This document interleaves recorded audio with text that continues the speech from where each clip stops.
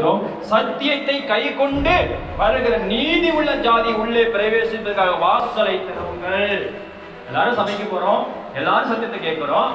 யார் இதுல பரலோகம் போவா, யார் இதுல பரலோக ராஜ்யத்துல கால் வைப்பான்னா நீதி உள்ள ராஜ்யம், நீதி உள்ள ஜனங்கள் தான் பரலோகத்துக்குள்ள கால் வைக்க முடியும்.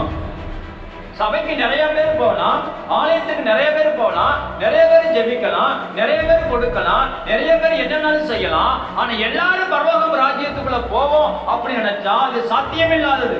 ஏன் அப்படின்னா வசனத்தை நம்ம வாசிக்கிற சத்தியத்தை கை கொண்டு வருகிற நீதி உள்ள ஜாதி தான் உள்ள பிரவேசிக்க முடியும். சத்தியத்தின்படி வாழ்ந்து நீதியாய் நடக்கிறவர்கள் மட்டும்தான் பரலோகத்துக்குள்ள பிரவேசிக்க முடியும், கால் வைக்க முடியும், கதவுகள் திறக்க முடியும் என்று வேதம் சொல்லுகிறது. ஆமென், அல்லேலூயா. இப்ப பைபிள் வசனத்தை நம்ம வாசிக்கிறோம், சத்தியத்தை அறிகிற அறிவை நாம் அடைவதற்கு அவர் சுத்தம் உள்ளவராய் இருக்கிறார். ஆமென், அல்லேலூயா.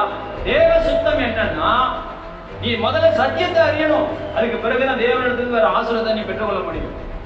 சத்தியத்தை அறியாம, வேதத்தை அறியாம, உண்மையை அறியாம, கடவுளை பத்தி ஒன்றும் தெரியாமல் நம்ம ஆசீர்வதிக்கப்பட முடியாது. ஆமென், அல்லேலூயா, அல்லேலூயா. அப்ப தேவனுக்கு மகிமை உண்டாகட்டும். எல்லா சபைக்கு வரலாம், கோடிக்கணக்கான பேர் வரலாம், லட்சக்கணக்கான பேர் வரலாம். ஆனா எல்லாரும் பரலோக ராஜ்யம் போவோம் அப்படின்னு நினைச்சா எதிர்பார்க்க முடியாது, சாத்தியம் இல்ல.